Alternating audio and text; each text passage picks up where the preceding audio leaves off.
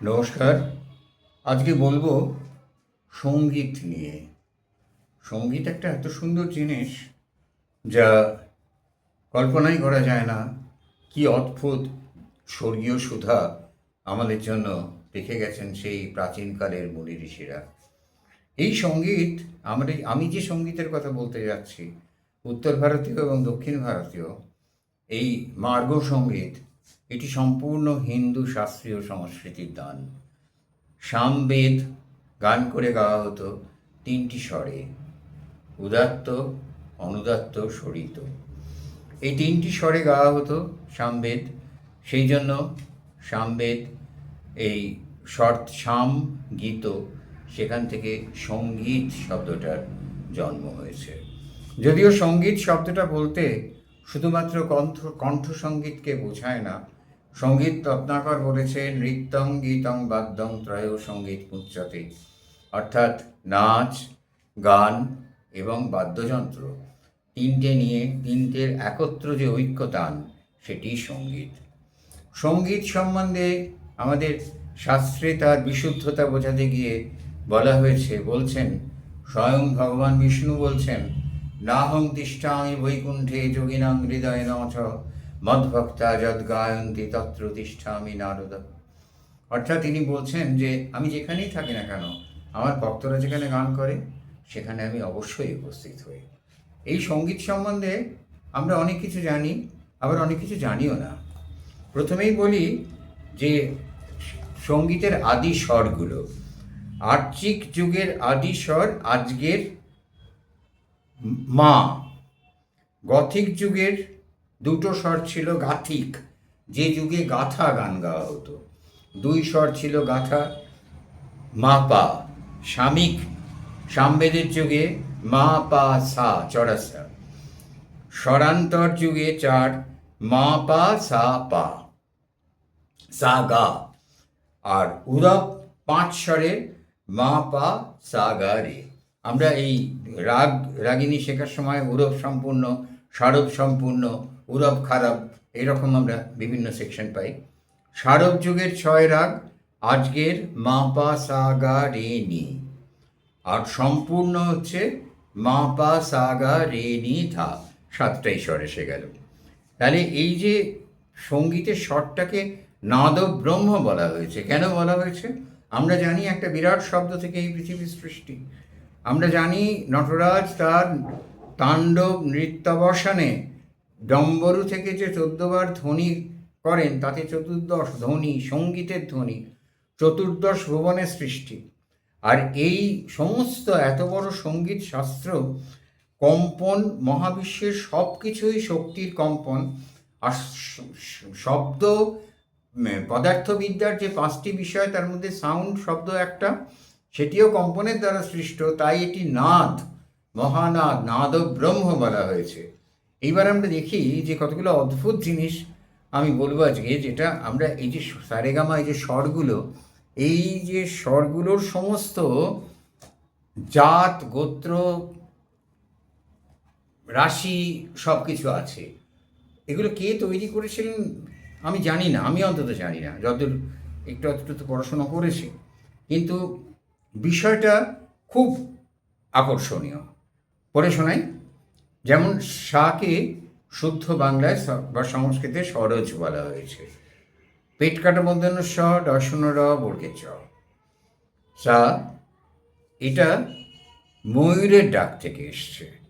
ময়ূর যে ফ্রিকোয়েন্সিতে ডাকে, সেই ডাক থেকেই সা শব্দটা এসছে। পশু পাখির ডাক।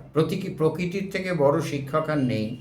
প্রকৃতি যা দেয়নি তা আমরা পাইনি, প্রকৃতি যা দিয়েছেন তা আমরা পেয়েছি। প্রকৃতি মাতাই ঈশ্বর, ধরিত্রী মাতা, তার থেকে বড় ঈশ্বর আমাদের সামনে কেউ নেই। এরপর বলা হয়েছে এই সায়ের জন্ম হচ্ছে জম্বুদ্বীপে। জম্বুদ্বীপের কোনো ঋষি কি তো আবিষ্কার করেছিলেন জানি না। জম্বুদ্বীপে জন্ম, জাতি ব্রাহ্মণ। এটাকে ব্যাখ্যা করা যেতে পারে নানাভাবে, কিন্তু সা তো একটা ধ্বনি। তিনি তার ব্রাহ্মণ সুলভ সহনীয়তাতে আছে। তিনি সমস্ত কিছু শেষে এসে আমরা সায়ে মিলি। সাই না এলে আমাদের মনে হয় যেন সঙ্গীত অপূর্ণ থেকে গেল, রাগালাপ।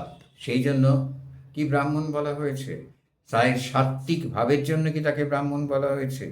শুভ্র ভাবের জন্য ব্রাহ্মণ বলা হয়েছে? জানি না।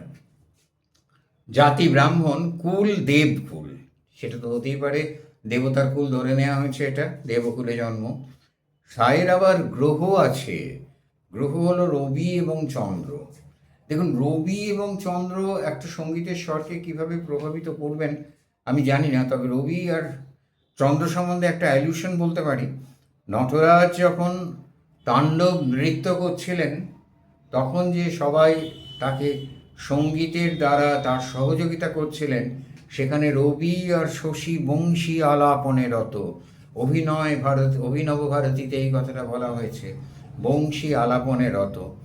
তার মানে চাঁদ আর সূর্য তো দিনের বেলার এক সমস্ত মানে আলোকের বাঁশি তো সত্যিই বাজায়, রাত্রে চাঁদ অন্ধকার একশ্চন্দ্র তমোহন্তা, সে আলো দিয়ে অন্ধকার বিনাশ করে। সুতরাং এর সঙ্গে তো একটা মোহন সঙ্গীতের সুরে বাঁধা যেন, তাই চন্দ্র আর সূর্য বংশী আলাপনে রত। রাশি কর্কট, ব্যাখ্যা করতে পারবো না। সর্বঋতু, সা বিহীন তো সঙ্গীত হয় না, সুতরাং সর্বঋতুতেই সা আমাদের কাছে গ্রহণীয়, সা আমাদের কাছে ভালো লাগে, সুতরাং সাকে আমরা সর্বঋতুতেই রাখছি। প্রকৃতি পিত্ত, এটা আমার যে নিজস্ব ব্যাখ্যা, সেটা হচ্ছে যে পিত্ত ক্ষুধার উদ্রেক করে, পিত্ত পড়লে অসুবিধা হয়।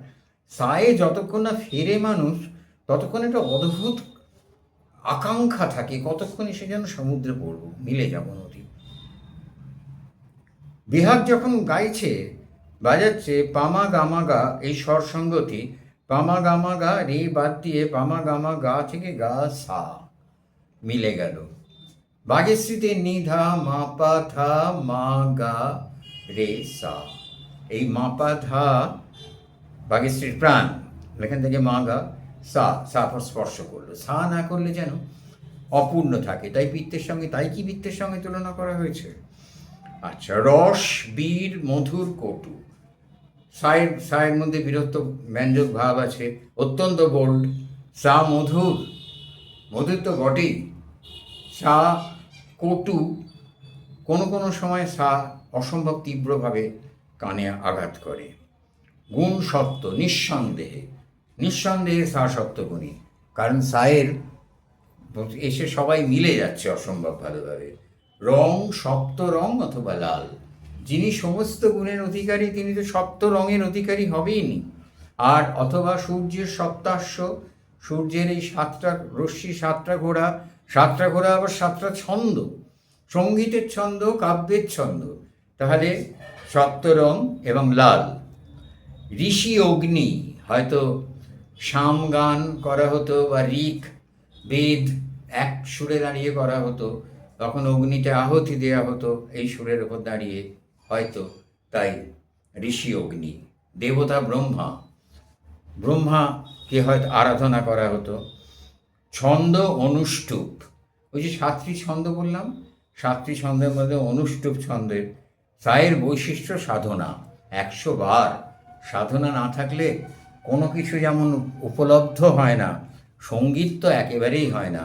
সঙ্গীত মানেই নিপাট সাধনা, চোখ বুঁজে সাধনা, অসম্ভব সাধনার ক্ষেত্র এই সঙ্গীত, যা আমাদের অন্য লোকে পৌঁছে দেয়। আর শ্রুতি 4, আমরা যে সা রে বলি, এই সা আর রের মধ্যে দুটো, তার মধ্যে গ্যাপের মধ্যে আরও দুটো অশ্রুত স্বর আছে।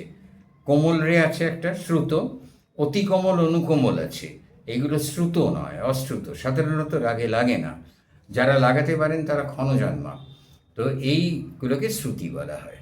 আজকে সায়ের বর্ণনা দিলাম, এরপরে ইচ্ছে আছে নি পর্যন্ত সবগুলো স্বরের ব্যাখ্যা আপনাদের কাছে করব, আর সেই সঙ্গে ভারতীয় সঙ্গীত ধ্রুবপদের কিছু রহস্য ব্যাখ্যা করব।